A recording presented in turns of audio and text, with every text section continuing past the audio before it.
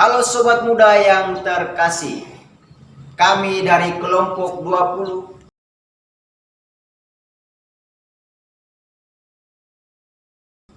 akan menyampaikan biografi singkat tentang Romo Mangunwijaya. Yusuf Biliarta Mangunwijaya.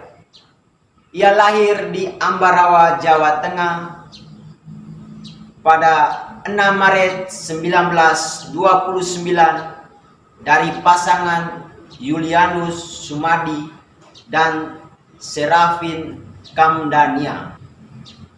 Awal pendidikannya di His Franciscus Xaverius, Muntilan, Magelang di tahun 1936 hingga 1943.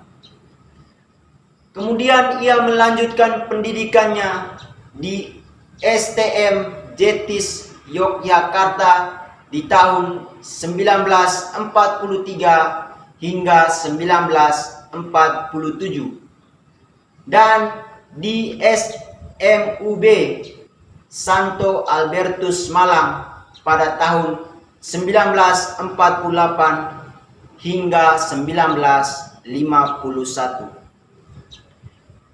Beliau kembali melanjutkan pendidikannya ke Seminari Tinggi di Kota Baru, Yogyakarta. Selang waktu berjalan di tahun 1959. Ia ditabiskan menjadi seorang imam. Kemudian ia diberi mandat oleh Monsinyur Sudjopronoto, uskup dari Keuskupan Semarang, untuk mendesain bangunan khas Indonesia. Hal tersebut direspon baik oleh Romo Mangun dan menjadi titik awal perjalanannya dan misi kemanusiaan. Kawasan pemukiman di pinggiran Kali Code adalah salah satu karya arsitektural Romo Mangun yang cukup menorehkan sejarah hingga saat ini. Romo Mangun tak hanya melakukan pembangunan fisik semata, namun beliau menata masyarakatnya secara sosiopolitis. Romo Mangun berupaya mengangkat derajat hidup masyarakat di bantaran Kampung Code. Di kalangan pemerintah tetap bersikeras untuk menggusur warga Kampung Code. Tetapi Romo Mangun tak sedikit pun merasa gentar. Ia tetap melakukan aksi kemanusiaannya demi memperbaiki kehidupan masyarakat di bantaran Kali Code. Karya arsitektural di Kampung Code ini menjadi salah satu monumen Romo Mangun. Pada tahun 1992, Romo Mangun mendapatkan penghargaan Diaga Khan Award for Architecture untuk kategori arsitektur demi rakyat yang tidak diperhatikan. Romo Mangun mampu menjadi sosok yang terus dikenang sepanjang masa di kawasan Kampung Code. Wisma Kuwera atau Rumah Kuwera merupakan salah satu rumah kediaman Romo Mangunwijaya yang dibangun pada tahun 1986 hingga 1999. Rumah ini cukup lama dihuni oleh Romo Mangunwijaya.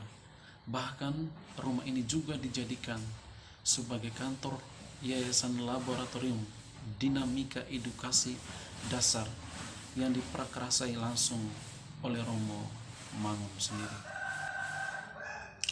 Yayasan ini lahir dari rasa keprihatinan yang mendalam atas pendidikan di Indonesia, khususnya pendidikan dasar, dan juga bentuk kepedulian Romo Mangun bagi kaum marginal.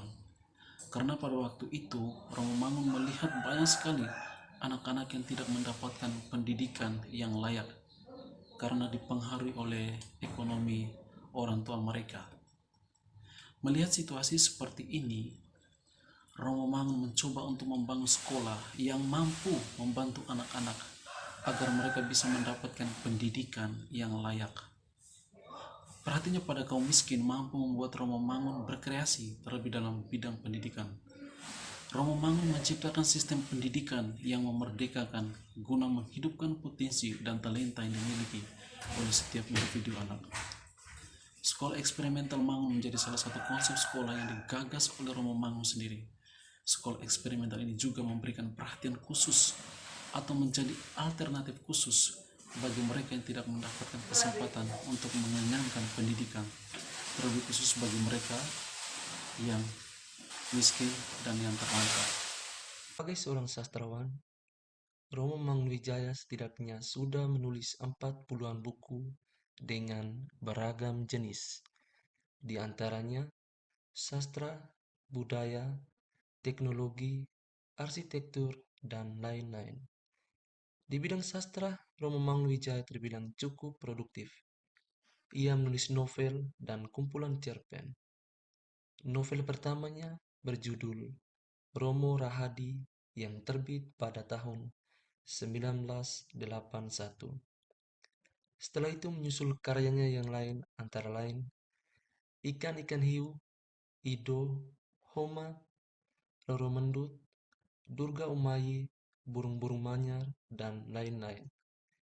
Esai-esainya tersebar di berbagai media di Indonesia dan dikumpulkan dalam buku antara lain berjudul Tumbal, Impian dari Yogyakarta, Esai-esai Orang Republik, dan Gerundilan Orang Republik. Romo Mangunwijaya juga menulis tentang budaya, teknologi, dan arsitektur. Tanggal 10 Februari 1999, akhirnya Romo Mangun tutup usia. Beliau wafat karena serangan jantung setelah memberikan ceramah dalam seminar meningkatkan peran buku dan upaya membentuk masyarakat Indonesia baru di Hotel La Méridien, Jakarta. Jenazah beliau, Romo Mangun, disemayamkan di Seminari Kentungan, Yogyakarta.